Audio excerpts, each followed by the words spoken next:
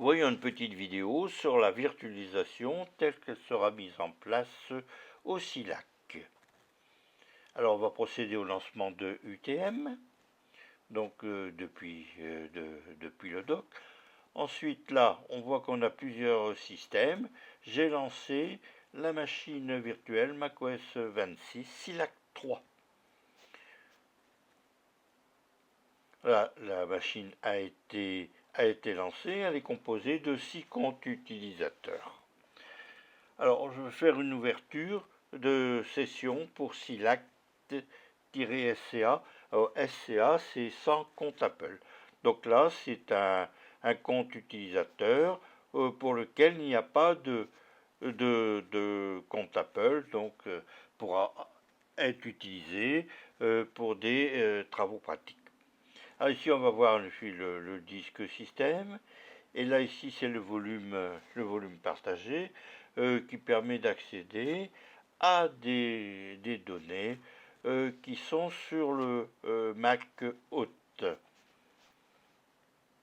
Donc le Mac, le vrai Mac qui accueille la machine virtuelle. Donc on voit ici le dossier partagé, on a vu un peu sa petite icône. Alors depuis un dossier téléchargement, je vais glisser déposer un dossier dans lequel il y a des photos. Maintenant, je vais aller ouvrir ce dossier et aller vérifier que ma photo est bien entrée. Voilà. Donc ça, c'est une photo assez ancienne du SILAC. Là, je vais fermer ma fenêtre. Maintenant, on va aller voir à propos sur la machine virtuelle. On va aller voir la version du logiciel UTM.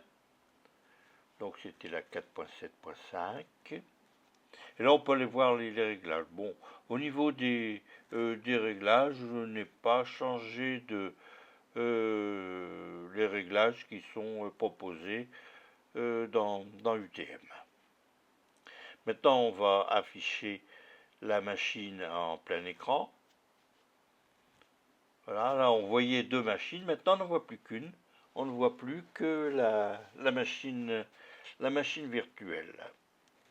Alors on va faire une petite visite des réglages système de cette machine. Et là je vais en profiter pour changer l'image de fond de cette machine virtuelle. Comme ça on pourra la distinguer de la machine réelle lorsqu'on affiche les deux fenêtres concernant les deux machines. Là on va pousser là vers le haut pour avoir accès à la barre de menu de UTM. Maintenant je vais quitter le plein écran. Et voilà, donc là j'ai mes deux machines, donc je peux changer ma machine, déplacer ma machine virtuelle, changer la taille de l'écran, etc. Là je retourne dans les réglages système de ma machine virtuelle. Donc là on voit bien qu'on n'a pas de compte Apple. Donc pas d'identifiant Apple. Voilà, information sur la machine, sur la version virtuelle. On est dans macOS Taway 26.3.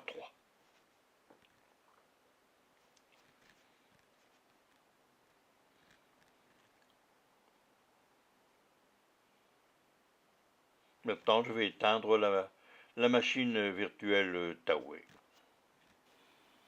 Voilà, la machine virtuelle est en cours d'extinction. C'est terminé. Je ferme la fenêtre de cette machine. Et maintenant, on va parcourir un peu les réglages de SILAC 3. Donc on voit l'emplacement, donc c'est sur un disque externe. On voit la mémoire 8 Go et on voit la taille actuelle du disque alloué à cette machine virtuelle. Maintenant, je vais procéder au lancement d'une autre machine, une machine sous macOS Segoia. Alors j'ai lancé ma machine. Voilà, la machine est maintenant affichée. Je me connecte à un compte utilisateur. Je vais aller voir à propos pour savoir les détails de cette machine virtuelle. Elle est toujours là aussi, non pas sur macOS Taoué, mais sur Sequoia. Donc un petit parcours maintenant des réglages système.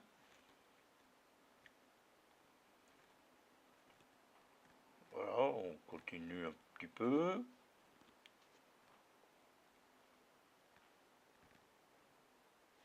Voilà, bon, retour à la machine virtuelle.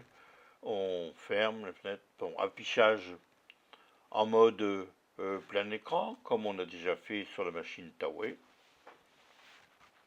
Voilà, notre machine est affichée en plein écran. Bon, on peut aller voir la barre de menu de UTM en poussant le curseur de la souris ou du trackpad vers le haut. Maintenant, je vais aller quitter l'affichage plein écran. Non, ah non, pas encore. Bon, on verra tout à l'heure. Non, ben je vais éteindre maintenant la machine. Voilà. Je procède à l'extinction de la machine sous Segoia.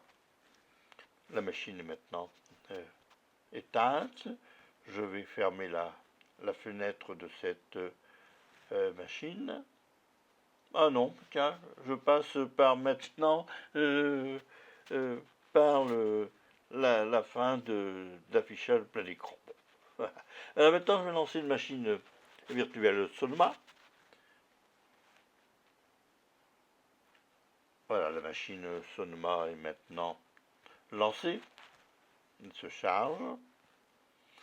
Je vais entrer le code utilisateur de cette machine virtuelle. Toujours un petit à propos pour voir cette machine virtuelle.